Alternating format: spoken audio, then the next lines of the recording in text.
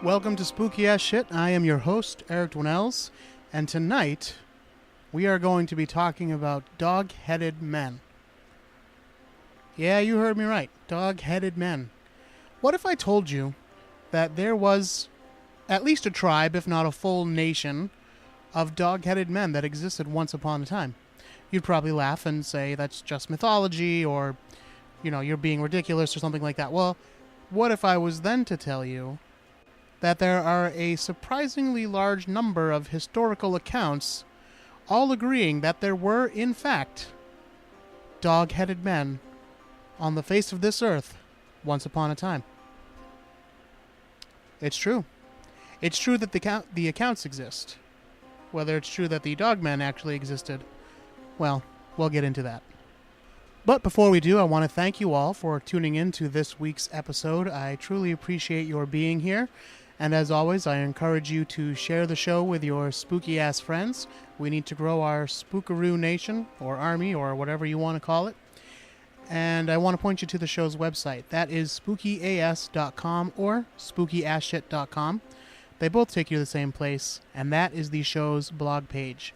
From there, you can listen to each and every episode of Spooky Ass Shit, including the early episodes, which are no longer available on iTunes. You can see pictures, YouTube videos, deleted content, all kinds of things like that. And you can also find links to our social media. We are at Spooky Ass Shit on both Instagram and Twitter. And you can like us on Facebook at facebook.com/spookyas. What did you guys think of last week's episode about salad fingers? I'll tell you, it was an awkward one to record because the guest, Fatima Elmi, was legit mad at me. And you can tell on the episode, I think. I don't think that episode is a good episode in the sense that it had a nice, back and forth and a deep discussion about the meaning of salad fingers and what it meant to pop culture at the time and that kind of thing, which is kind of what I wanted it to be. But it's a good episode in the sense of, like, you can tell that there's actual animosity between Fatima and I, so hopefully she'll come back someday. She kept saying that I did that on purpose, and she kept saying that, but I didn't know what she meant by that. And what she means is that I made her watch that series, internet video series, knowing ahead of time that she wouldn't like it.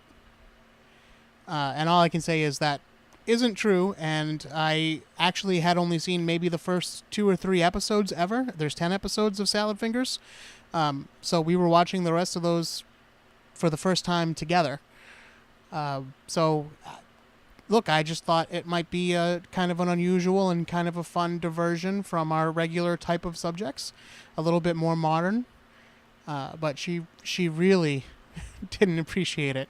She had a stronger reaction to that than the time we talked about the California vampire killer, which was a way more fucked up and true life story. So I don't know what that says about her as a person, but of course, hopefully she'll come back sometime, and I'll find a nice, pleasant subject for her. We already covered Charlie Brown's Halloween special, but there's other Halloween cartoon type things out there, so maybe I'll have her back on for something like that.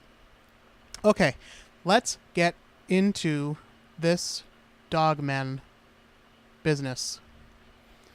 Now, they have a name which comes to us from Greek, because the Greek writers and historians were the first persons to really write about these dog-headed men.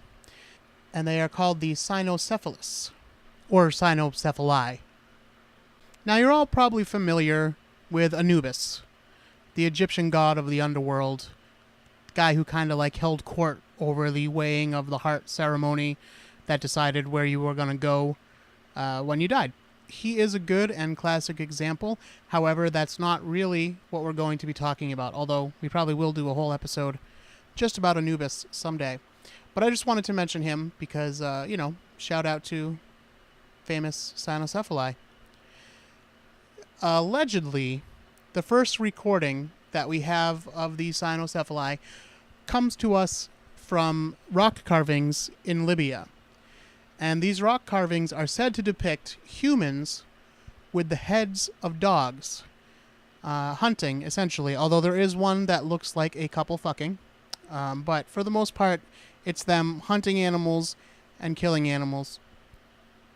And you might think, well, maybe this is just an artist, going on a flight of fancy. Like, not all art that we produce today is literal or meant to be taken as something that literally exists in the world. That's true. However, these rock carvings do depict them standing next to real animals, such as giraffes and, types of ox. They also have some carvings where it appears to be a person with the head of an elephant, but later in the carving, you see the person removing the elephant head, and they have a regular human head underneath, suggesting that this is a mask and this is just a trick, So that kind of makes me wonder if maybe this just wasn't a tribe of people who, in addition to rock carving, were into wearing masks when they hunted. And although we don't have any depictions of these dog-headed men taking off their masks, it's possible that they were wearing some kind of hunting mask when they went hunting. The first written account that we have of what could be the Cynocephaly comes to us from Hesiod, and he mentions just in passing, he doesn't really go into detail about it, but he mentions that there's a race of half-dog men. But he also mentions this in the same sentence as a race of, quote, underground folk. So we're not sure if this is something he's saying he literally saw or this is some kind of mythology. But that comes to us from the 8th century before Common Era. And as we move forward in history to the 5th century BC, we have the famous account from Herodotus, who was a Greek historian. And he actually names Libya, the same place where the rock carvings are, as the home of the Cynocephaly. Herodotus says, quote, "For the eastern region of Libya, which the nomads inhabit, is low-lying and sandy as far as the Triton River. But the land to the west of this, where the farmers live, is exceedingly mountainous and wooded and full of wild beasts. In that country there are huge snakes and lions, and the elephants and the bears and asps, and horned asses. The Cynocephaly, and the headless men that have eyes in their chest, as the Liberians say, and the wild men and women, besides many other creatures not fabulous." I love that part, not fabulous. I assume they mean that these are not made-up creatures, even though they sound kind of, fantastic. But I just like to think of it in modern times. They were not fabulous. A couple hundred years later, in the 4th century, before Common Era, we have the writings of Tasius, and Tasius has quite a lot to say about the Cynocephaly. So let's go to Tasius now. "On the Indian mountains there live men with the head of a dog, whose clothing is the skin of wild beasts. They speak no language, but bark like dogs, and in this manner make themselves understood by each other. Their teeth are larger than those of dogs, their nails like those of the animals, but longer and rounder. They inhabit the mountains as far as the river Indus. Their complexion is swarthy. They are extremely just, like the rest of the Indians with whom they associate. They understand Indian language, but are unable to converse, only barking or making signs with their hands and fingers by way of reply, like the deaf and the dumb. They are called by the Indians the Calistril, and in Greek, the Cynocephaly. They live on raw meat and number about 120,000. The Cynocephaly living on the mountains do not practice any trade, but live by hunting.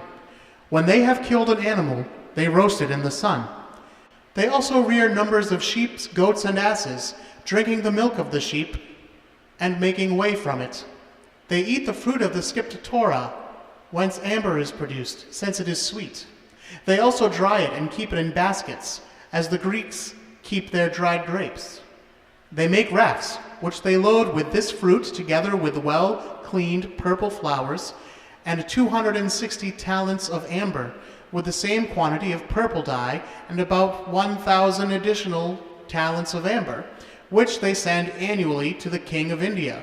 They exchange the rest for bread, flour, and cotton stuffs with the Indians, from whom they also buy swords for the hunting of wild beasts, bows, and arrows, being very skillful in drawing the bow and arrow and hurling spears. They cannot be defeated in war, since they inhabit lofty and inaccessible mountains.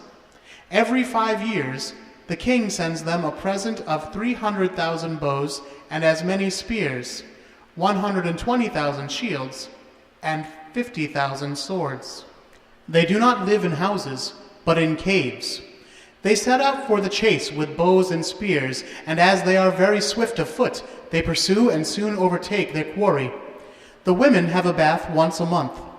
The men do not bathe at all, but only wash their hands. They anoint themselves 3 times a month with oil made from milk, and wipe themselves clean with skins. The clothing of the men and women alike are not skins with hair on, but skins tanned and very fine. The richest wear linen clothes, but they are few in number. They have no beds, but sleep on leaves or grass. He who possesses the greatest number of sheep is considered the richest, and so in regard to their other possessions. All, both men and women, have tails above their hips, like dogs, but longer and more hairy. They are just, and live longer than any other men, 170 years, sometimes 200 years. And you know what part I find interesting about that? The part where he talks about the gifts that the king of India sends to the Cynocephaly, when he says that he sends them like 300,000 bows. Well, the guy already stated that there was only 120,000 of them. So even if you assume that sometimes bows get damaged or lost, that's an awful lot. Just saying. A Roman writer, Claudius Aelian, wrote a book called On Animals, where he describes, animals. And he, in this work, clearly states that the Cynocephaly do exist, but that they are not human beings. They are animals. Let's go now to Claudius Aelian. After traversing the Egyptian oasis, one is confronted for 7 whole days with utter desert. Beyond this live the dog faces along the road that leads to Ethiopia. It seems that these creatures live by hunting gazelles and antelopes. Further, they are black in appearance and have the head and teeth of a dog. And since they resemble this animal, it is very natural that I should mention them here in a book of animals. They are, however, not endowed with speech, but utter a shrill squeal. Beneath their chin hangs down a beard, which we may compare with the beards of serpents, and strong and very sharp nails cover their hands. Their whole body is covered with hair, another aspect in which they resemble dogs. They are very swift of foot, and know the regions that are inaccessible. That is why they appear so hard to capture. It occurs to me now to mention the following additional facts relating to the Cynocephaly. If they find some edible object within a shell, I mean almonds, acorns, nuts, it strips the shell off and cleans it out, after first breaking it most intelligently. And it knows that the contents are good to eat, but that the outside is to be thrown away. It will drink wine, and if boiled or cooked meat is served to it, it will eat its fill. And it likes well-seasoned food, but food boiled without any care, it dislikes. If it wears clothes, it is careful of them. It does everything else that I have described. If you put it, while it is still tiny, to a woman's breast, it will suck the milk like a baby. Alexander the Great claimed to have fought and even captured some Cynocephaly, which he described as vicious, snarling beasts. However, even in days of antiquity, there were skeptics as to the existence of the Cynocephaly. Pliny the Elder, for example, describes them as purely imaginary. But even Christian history or mythology has something to say about the Cynocephaly. In fact, we hear from St. Augustine himself. He is kind of pondering the possibility that, the Cynocephaly might not even exist, or that they do exist, but they're not really human.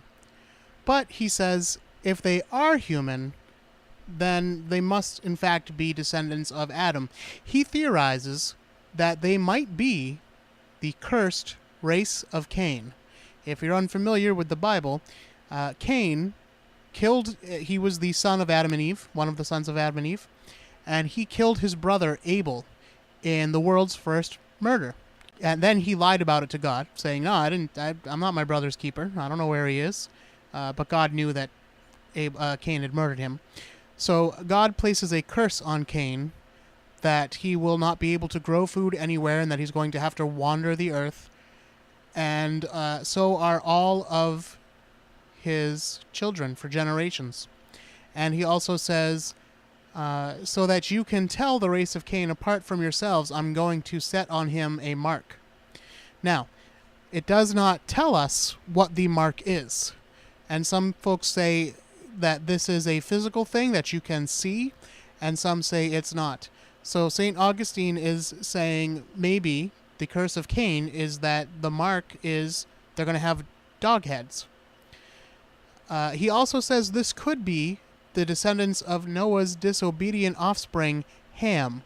Again, if you're unfamiliar with the Bible, Noah has a son named Ham. He has several sons, but Ham's the one that figures into the story. And Ham walks into his father's tent one day and finds his father drunk and naked. Now, instead of covering up his naked father and saving his dignity like a good son would do, Ham runs to his brothers and says, Hey, you guys, you got to come check out Dad. Well, this upsets Noah, and Noah curses his own son. And he says that Ham's own children will be the servant of servants. Now, what this has to do with a tribe of hunting dogmen, I don't know, but it made sense to St. Augustine. He went on to say that if the Cynocephaly were in fact descendants of Cain or Ham, then they were indeed a type of human, and thus attempts should be made to turn them into Christians and bring them to salvation through Christ. Of course, St. Augustine is also the patron saint of brewers, so let's take what he has to say with a grain of salt, a grain of salt. There is also the legend of St. Andrew and St. Bartholomew, in which, in ancient Iran, they are presented with a creature known only as Abominable.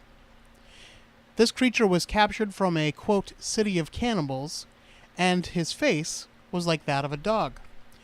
After receiving baptism by the saints, however, his face becomes like that of a regular man. There's a very similar legend related to St. Christopher, and his history gets a little bit complicated. But the story goes something like this. Sometime in either the 3rd or the 4th century current era, a man named Reprobus, or Scoundrel, was captured in combat against tribes dwelling in Libya. There it is again, Libya, returning once again. He was reported to be 7.5 feet tall, with a very fearsome face, like all the men of his tribe. Doesn't say a dog head, it just says a fearsome face.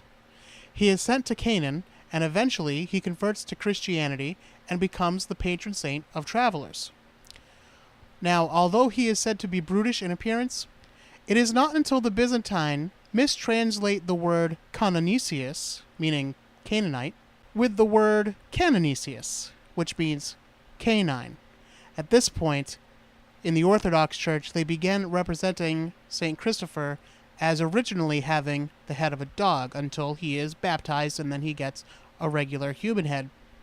This is further complicated when the German bishop and poet Walter of Spevier portrayed St. Christopher as a giant of a cynocephalic species in the land of Canaan who ate human flesh and barked.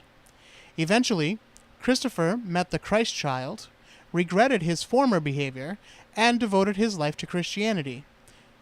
There are still to this day some Orthodox icons that depict St. Christopher with the head of a dog. There are also Muslim writings which mention the Cynocephaly. Ibn Battuta, a Muslim scholar who traveled the world in the 14th century Common Era, encountered what he described as dog-mouthed people on his journey in an island somewhere between India and Sumatra. 15 days after leaving Sunarduan, we reached the country of the Baharkara, whose mouths are like those of dogs. This tribe is a rabble, professing neither religion of the Hindus nor any other. They live in reed huts roofed with grasses on the seashore and have abundant banana, akari, and betel trees. Their men are shaped like ourselves, except that their mouths are shaped like those of dogs. This is not the case with their womenfolk, however, who are endowed with surpassing beauty. Their men too go unclothed, not even hiding their nakedness, except occasionally for an ornamental pouch of reeds suspended from their waist. The women wear aprons of leaves and trees. With them reside a number of Muslims from Bengal and Sumatra, who occupy a separate quarter. The natives do all of their trafficking with the merchants on the shore and bring them water on elephants because the water is at some distance from the coast, and they will not let the merchants go to draw it for themselves, fearing for their women because they make advances to well-formed men. Elephants are numerous in their land, but no one may dispose of them except the Sultan, from whom they are bought in exchange for woven stuffs. We also have reports of dogmen found in Chinese writing. The Chinese record, The History of the Liang Dynasty by the Buddhist missionary Haisheng, describes an island of dog-headed men to the east of Fusang, a nation he claims to have visited, which has been variously identified as either Japan or somewhere in the Americas. La Yanshu, a Tang Dynasty historian, also mentions a dog kingdom. Dogmen also appear in Western writings. In the Old Welsh poem Pa Gur, they are described as the Sinbin, or dogheads. Here, they are presented as enemies of King Arthur. King Arthur's men fight them on the mountains of Edinburgh, Scotland, and hundreds of them fall at the hands of Arthur's famed warrior, Sir Bedivere. Adventurer Marco Polo also mentions a tribe of dog-headed barbarians on the Andaman Islands. He states that the Cynocephaly are, quote, a people without a king, and no better than wild beasts. And I assure you, all the men of this island have heads like dogs, and teeth and eyes likewise. In fact, in the face, they are all just like big mastiff dogs. They have a quantity of spices, but they are a most cruel generation, and will eat anybody that they catch, if not one of their own race. Even Christopher Columbus says that he has heard stories of Cynocephaly-like creatures living in the Caribbean islands, known as the Caniba. They have dog heads, but a single eye in their forehead, and feed upon human flesh. In later writings, however, it appears that Columbus became convinced that such creatures did not exist, as he traveled extensively throughout the area and he never actually encountered any. Now that's really all we have for historical documentation about this tribe of dogmen that lived in different places around the world, I guess, unless you want to consider accounts of modern-day dogmen, such as what you find mostly in the United States. We hear about them in the Midwest, and perhaps the Beast of Bray Road, that kind of thing. I know that there's a creature, I forget what area it is, but I just saw something recently about a creature in the UK. So if you're a listener from the UK, maybe you can help me out with that. I forget where it was or what the creature was, but there's something along those lines there too. But even in the historical accounts, it sounds, some of them are describing like, oh, they look perfectly human except they have a dog head. Other ones are describing them as hairy all over and they have a tail. So it sounds like this is kind of a little bit muddled. And there are some more rational explanations for what's going on here. First of all, this could be completely made up. It could just be a story that, or a mythology that was discovered, probably in Libya, because that's where a lot of these accounts stem from. and people are taking it as a fact and then reporting on it. And then, of course, after it becomes a popular established myth, people who travel there want to go and say, "Oh yeah, yeah, no, I totally saw those dog-headed people. It was crazy. They, had dog heads. It was nuts." And we might like to think people are too honest to do something like that, too knowledgeable to, but I think people are the same now as they were then, and vice versa. And if a story's good, people want to be a part of it. So I wouldn't be surprised if there were some embellishments about dogmen encounters, even in antiquity. Now, there are some other explanations. One is that they were seeing an animal that was unknown to them. After all, these were travelers coming through strange lands most of the time. Some of the animals named include African baboons, which were mistaken for a tribe of men. And in fact, the name Cynocephalios, which was used by the Greeks as another name for Cynocephaly, this actually became the name for baboons in Greek. So it seems pretty likely that at least some of these encounters can be chalked up to people seeing baboons. There is also a theory that states perhaps it is the Indri lemurs, which is a type of Indian lemur. These are kind of short for what's described, and they are, of course, hairy all over, and they do have long, bushy tails, which some people describe the Cynocephaly as having, and some do not. If you have not seen this creature, I'm going to put a picture on the website, but if you have not seen this creature, I recommend that you Google search the Indri lemurs. They are quite unusual looking and rather cute, actually. But they do have kind of a haunting face. They are basically I don't know scientifically if they'd, be called monkeys or whatever, but I believe they are a type of monkey. And, but they have more of kind of like a bear-like face, I guess you could say, than a traditional monkey face. They have a muzzle. Is that the word I mean? Or is that the thing you put on a dog's? I forget.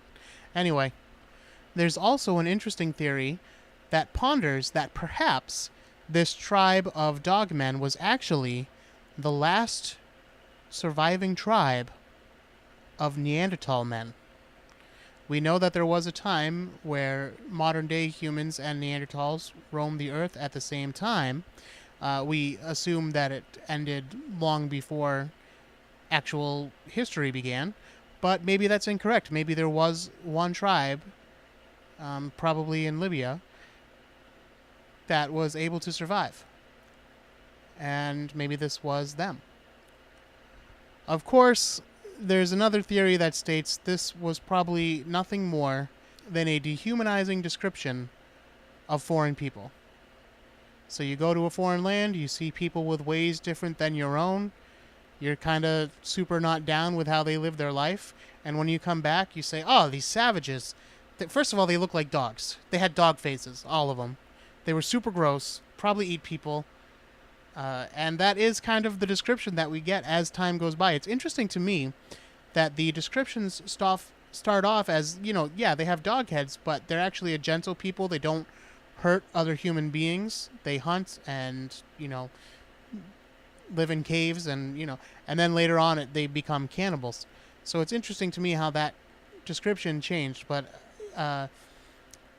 I do think probably this is mostly mythology or misidentification. However, I do find it very interesting that a lot of these reports center around Libya and are very specific. So I wonder if it's a certain animal that either does still exist or perhaps some extinct species of ape or monkey that we don't see anymore that looked even more human-like than the baboon or something like that.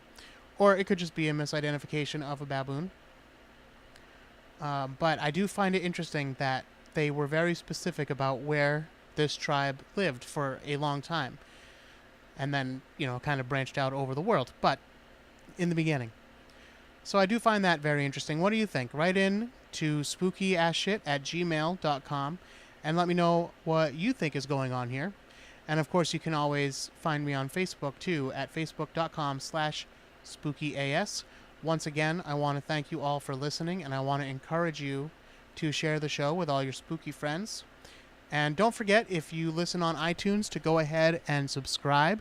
And it would really do my heart well if you could leave a nice comment in the review section, a nice 5-star review with a nice comment. Those kind of things make my day, keep the motivation going to keep the show coming to you. And I should say Apple Podcasts. They don't say iTunes anymore. It's Apple Podcasts. It's a whole separate thing. You got to push a separate thing on the phone now to get to it. So Apple Podcasts. If you don't listen there, that's fine. I don't mind where you listen to. However you get the show is great by me. You can also leave reviews on Stitcher, I believe. And I'm not sure about iHeartRadio, some of the other ones, but if you can find a way to leave a review or subscribe or whatever you can do to help the show, I'd appreciate it. You can share the show on social media. As I told you before, if you go to the website, spookyas.com, you have all the links to our social media. I do put the link to the Facebook page at the top of every episode description. It's not the button on the side. That takes you to my Facebook thing, which is old and outdated, and I can't seem to change the link on it. I still haven't gotten to the bottom of that.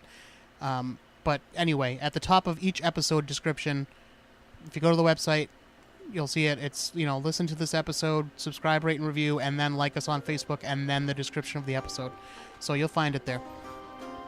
You can share the show any number of ways, and I would truly, truly appreciate it if you could do that. And once again, just thank you all for listening. I truly appreciate all the spookaroos. And until next time, don't be afraid.